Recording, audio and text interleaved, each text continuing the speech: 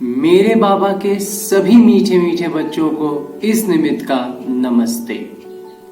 आज की मुरली से बाबा ने जो मोतियां लुटाई हैं उसे सभी मीठे मीठे बच्चों ने अपने संस्कार अनुसार, अपने स्वस्थिति और परिस्थिति अनुसार मोतियां तो चुन ली है ना। चलिए अब आगे अपने पुरुषार्थ को तीव्र करने के लिए, तीव्र पुरुषार्थी बनने के लिए और बुद्धि रूपी कलश को ज्ञान रूपी माखन से भरने के लिए शुरू करते हैं मुरली का मंथन। आज की मुरली में बाबा कहते हैं कि जितना ज्ञान रत्नों का दान करते जाएंगे खजाना उतना भरता जाएगा। विचार सागर मंथन चलता रहेगा और जितना विचार सागर मंथन चलेगा उतना ज्यादा ज्ञान बढ़ेगा और जितना ज्यादा ज्ञान बढ़ेगा उतना धारणा अच्छी होगी। लेकिन आगे बाबा कहते हैं कि कुछ बच्चे ऐसे हैं जो कहेंगे हाँ सबको ये सुनाना चाहिए, बहुत अच्छा मार्ग है, बहुत अच्छी अच्छी बातें हैं, परंतु खुद उस पर चलेंगे नहीं। इसके लिए दो कारण है, मुख्य कारण है। एक कारण है कि हम ज्ञान को सुनने में अच्छा लगा, सब कुछ बातें अच्छी लगी, समय भी दिए, लेकिन उसको हम प्रैक्टिकल नहीं मानते।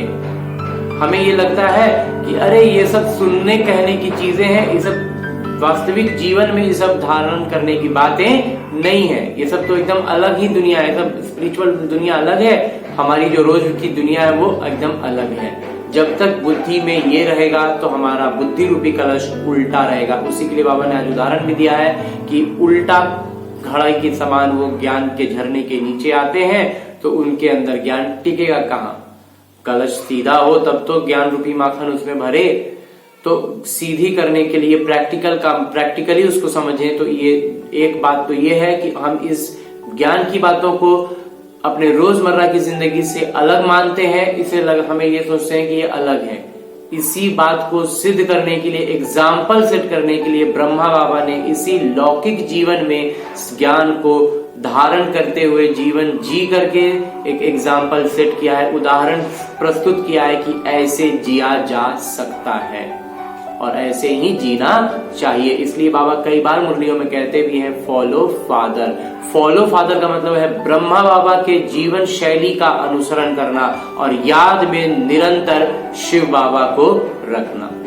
और दूसरा जो कारण है, जो बहुत महत्वपूर्ण कारण है और ये बहुत सूक्ष्म स्तर का कारण, वो कारण है कि हम खुद को सबसे ज्यादा पवित्र पावन मानते हैं। हमारे जीवन में जो कुछ भी दुख है, जो भी गलत है, उन सब के लिए हम खुद को जिम्मेवार बिल्कुल नहीं मानते। हमारा ये कहना होता है कि ये तो सब दूसरों के कारण हुआ है, हमारे जीवन में ये दुख फलाने के कारण हुआ, वो दुख फलाने के कारण हुआ, ये तो ऐसा जीवन में ऐसा घटना घट गई इसलिए ऐसे हुआ।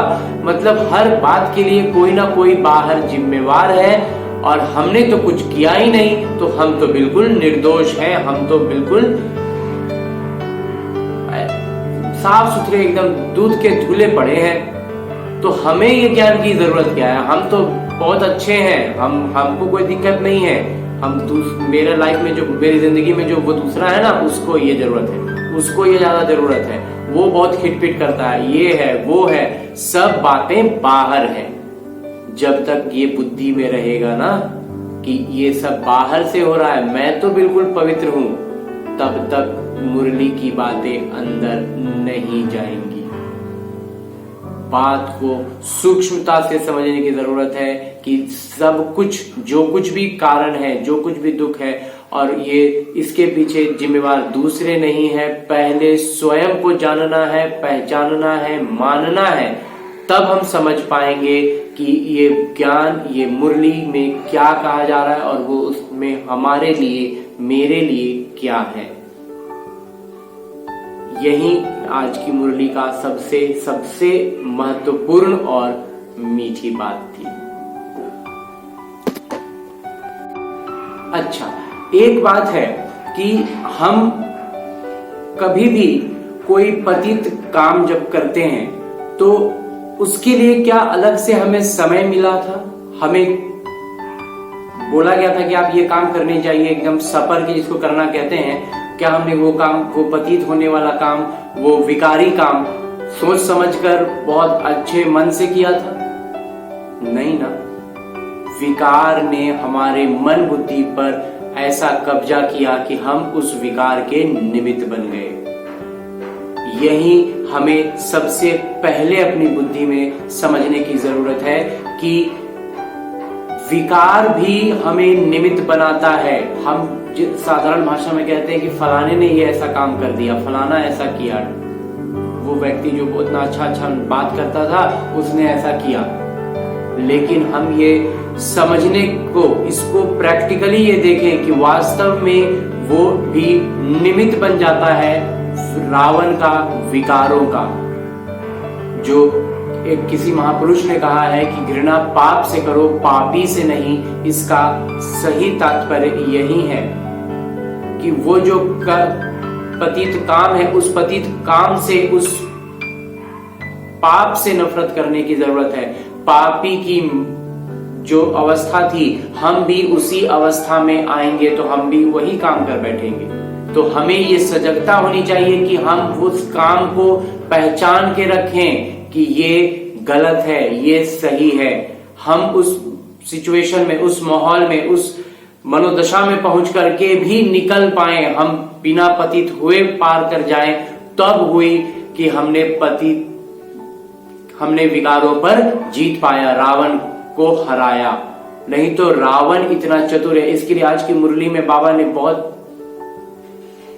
स्पष्ट तौर पर कहा है कि सूक्ष्म रूप ज्ञान, जो रावण का जो सूक्ष्म रूप है, विकारों का सूक्ष्म रूप को समझने में हम भूल खा जाते हैं, धोखा खा जाते हैं।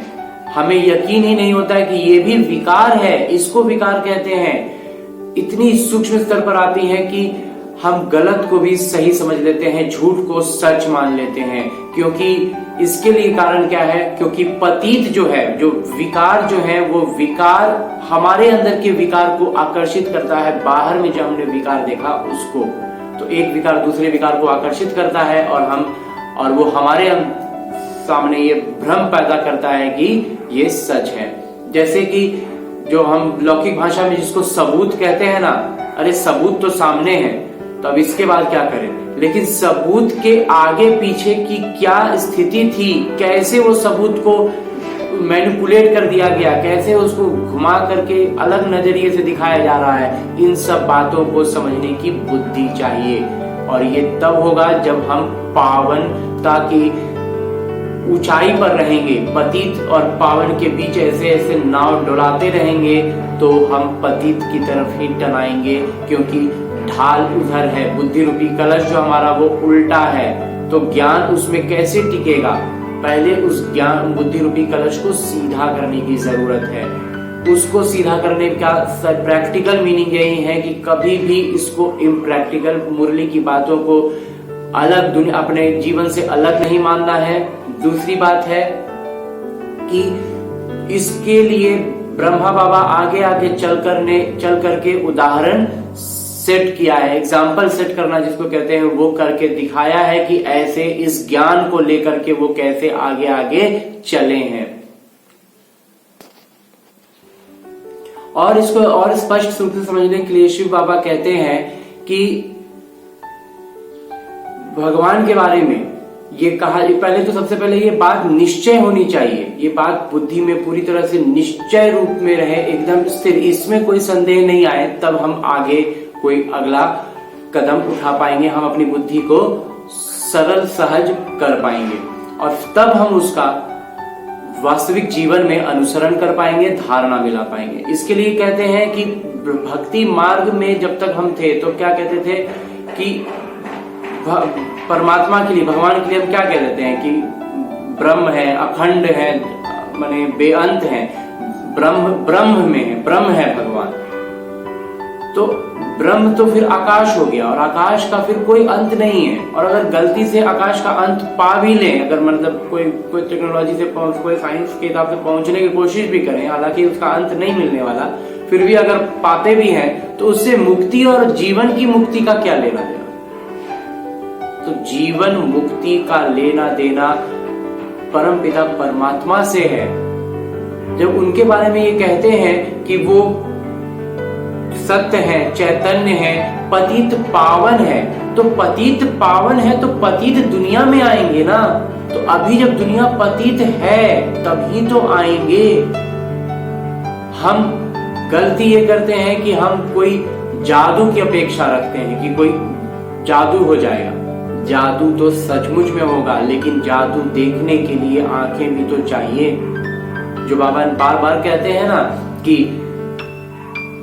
गीता के भगवान कृष्ण नहीं है, शिव बाबा है। इसको स्पष्ट करने के लिए एक बात ये भी है कि जब अर्जुन के सखा थे कृष्ण और उनके सारथी थे, उनके रथ को आगे आगे लेकर चल रहे थे, तो जैसा लौकिक कहानी में है, तो जब ज्ञान की बात हुई, जब उन्होंने बताते हैं कि रूप ले लिया, तो जब वो वही कृष्ण थे तो फिर वो अर्जुन को दिखाई क्यों नहीं पड़ने लगे। अर्जुन को क्यों कहना पड़ा कि मुझे विशेष दृष्टि दीजिए कि मैं आपको देख सकूं। ये उसी, अगर वो कृष्ण ही थे तो फिर तो वो उनको रोज देखते थे। तो ऐसा क्या था, वैसा यही था कि वो परम पिता परमात्मा शिव थे। इसीलिए अर्जुन को देखने के लिए दृष्टि विशेष चाहिए थी। हम आत्माएं भी अर्जुन हैं, हमें भी विशेष दृष्टि चाहिए, हमें ज्ञान दृष्टि चाहिए। पहले ज्ञान होगा, तब धारणा होगी, तब हम पवित्र पावन होंगे, तब हम परमात्मा को साक्षात्कार कर पाएंगे। अच्छा, इसके आगे बाबा एक और युक्ति बतलाते हैं कि आजकल हम बहुत सी बातों में ये कहते हैं कि ये हमारे खून में है। कई बीमारियों के लिए भी आजकल हम कहते हैं कि अनुवांशिक, ये डीएनए में है हमारे, तो मतलब पूरा खानदान में ही ऐसा है। कोई भी किसी रोग बीमारी को लेकर भी कहते हैं, और किसी अच्छी बातों के लिए भी कहते हैं ये हमारे खून में है, हम ऐसे हैं, हम वैसे हैं। तो बाबा कहते हैं कि तुम देवी देवता का जो देवी देवताई गुण जो है, तुम उसी देवी देवता के ही नस्ल के हो ना। उन्हीं क्या तुम्हारे खून में वो देवी देवता का गुण भी तो है, उसको भी तो याद करना है। इसके बाद बाबा कहते हैं कि तुमसे कोई पूछे कि शास्त्र पढ़े हुए हो, तो बाबा कहते हैं कि कहो कि हाँ, जब तक भक्ति मार्ग में थे शास्त्र ही पढ़ रहे थे, लेकिन उससे मुक्ति तो नहीं मिल रही थी। बाबा कहते हैं भक्ति पूरी होगी तभी ज्ञान मिलेगा, और जब ज्ञान आ गया फिर भक्ति नहीं रहनी चाहिए, भक्ति नहीं रहेगी। अगर भक्ति बची हुई है मतलब ज्ञान पूरा नहीं आया है। और इसके बाद अंत में वरदान देते हुए बाबा ने जो आज बहुत मीठी बात बताई है कि सजगता द्वारा माया की छाया से भी स्वयं को सुरक्षित रखने वाले ही हलचल में भी अचल रहेंगे, और हर संकल्प में उमंग उत्साह हो तो संकल्प तो सिद्ध हुए पड़े हैं। अच्छा, मुरली मंथन से इस निमित्त द्वारा ये था थोड़ा सा माखन। ओम शांति। मेरे बाबा के सभी मीठे मीठे बच्चे उठते बैठते चलते फिरते काम करते सोते जागते करते रहे मुरली का मंथन। बढ़ेगा बुद्धि रूपी कलश में ज्ञान रूपी माखन। छटेंगे विकार, होगा विकास, बढ़ेगा पुरुषार्थ, होंगे कई निज अनुभव, सहज होगी बाबा की याद, रहेगा अगली मुरली का इंतजार। तब तक सदा है सर्वदा है मेरे बाबा का प्यार। ओम शांति।